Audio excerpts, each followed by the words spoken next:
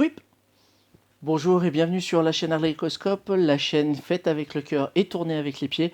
Pour la vidéo du jour, j'avais envie de revenir sur un des titres qui m'avait donné envie de revenir dans le comics. J'étais un lecteur de très longue date et manquant de moyens et manquant de place, il m'avait fallu pour moi faire un choix à un moment donné, de faire un break. Ce break aura été de courte durée, car j'ai découvert notamment un titre qui m'avait littéralement soufflé et qui a connu une popularité telle que le personnage qui n'était censé intervenir que dans cette mini-série a eu un comics qui lui est intégralement dédié. Je veux bien évidemment parler de Old Man Logan. Old Man Logan par Mark Millar et Steve McNiven. C'est une mini-série de quelques épisodes à peine, qui est un véritable road trip dans l'univers Marvel, car en fait on va voir un Logan vieillissant, fermier de son état, évoluant dans un univers où les super-héros ont perdu. Le postulat de base, il est là. C'est un univers apocalyptique, c'est le gros bordel. Et Logan essaye de vivre malgré tout avec cet état des choses là. Ça a été pour moi un gros kiff à découvrir. Je pense, pour celles et ceux qui connaissent le titre, je pense que ceux qui l'ont lu savent comme moi que le réel intérêt de cette histoire, c'est pourquoi pendant près des 2 tiers de l'histoire, Logan ne sort pas ses griffes, lui qui est pourtant impulsif et qui les dégaine, dès qu'on lui rebrousse le poil dans... Enfin, dès qu'on le fait chier. Je sais pas pourquoi je cherche des explications. Là, dans cette histoire, dans cet univers post-apocalyptique, il est contacté par un ancien camarade, à savoir Clint Barton, alias Œil de Faucon, alias Hawkeye si vous préférez, qui dans cette version-là est devenu aveugle et lui propose en fait un job de livreur entre guillemets où il va devoir relier les les deux côtes américaines, la côte est et la côte ouest en un temps relativement court pour délivrer un objet. Et pour ce faire, ils vont utiliser un véhicule qui renvoie à toute une époque, à savoir le Spider Buggy. Et oui, vous avez bien entendu, Spider-Man dans les années 70 avait eu son propre véhicule, un buggy qui avait la faculté de pouvoir coller aux parois comme son propre super pouvoir. Et me demandez pas ni comment ni pourquoi, ils ont récupéré le véhicule de Spider-Man pour faire ce road trip. Et pour le lecteur aguerri, tout le récit est parsemé de clins d'œil sur l'univers Marvel et c'est absolument brillant parce que c'est du fanservice qui n'est pas utilisé à outrance. Il est fait avec juste ce qu'il faut. Pour ceux qui sont néophytes, ils ne vont peut-être pas comprendre les clins d'œil et les divers enjeux, notamment la famille de fermiers à la peau verte ultra vénère dont Logan dépend au début de l'histoire. C'est en fait une famille de consanguins créée par Banner et sa cousine.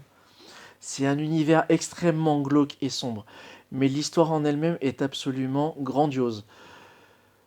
C'est ce titre-là, parmi deux autres, qui m'ont donné envie de revenir dans le comics parce que à un moment où j'étais un peu blasé, si vous voulez, de l'éternel statu quo des super-héros qui défendent la Terre, la veuve et l'orphelin et compagnie, mais n'évoluait jamais plus que ça. Là, j'avais une possibilité de fin de vie d'un des personnages dont j'avais suivi les aventures pendant de nombreuses années.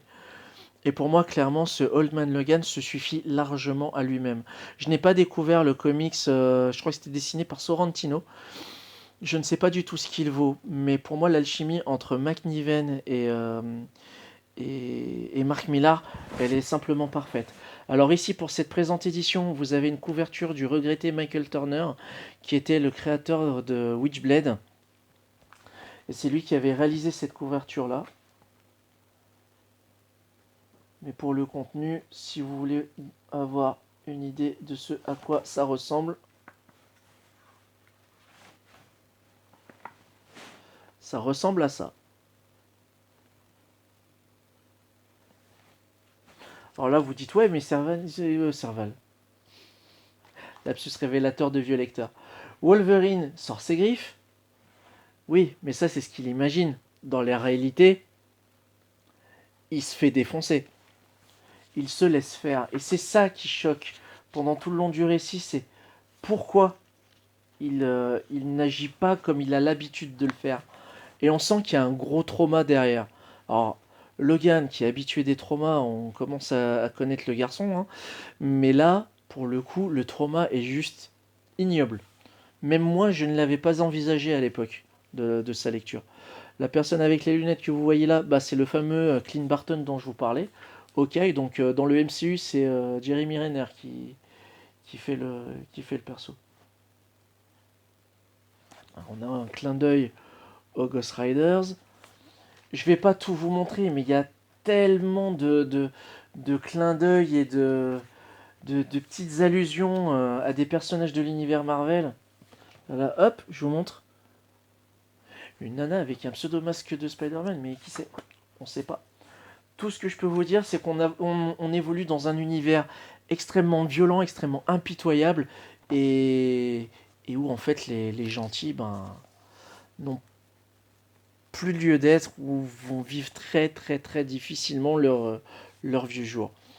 Et la conclusion, je me rappelle que quand je suis tombé sur la conclusion, je l'ai trouvé absolument...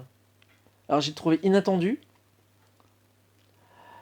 à la fois inattendu, à la fois attendu, mais inattendu dans le sens où l'image de fin me fait penser à une franchise de films japonaise de Shambara.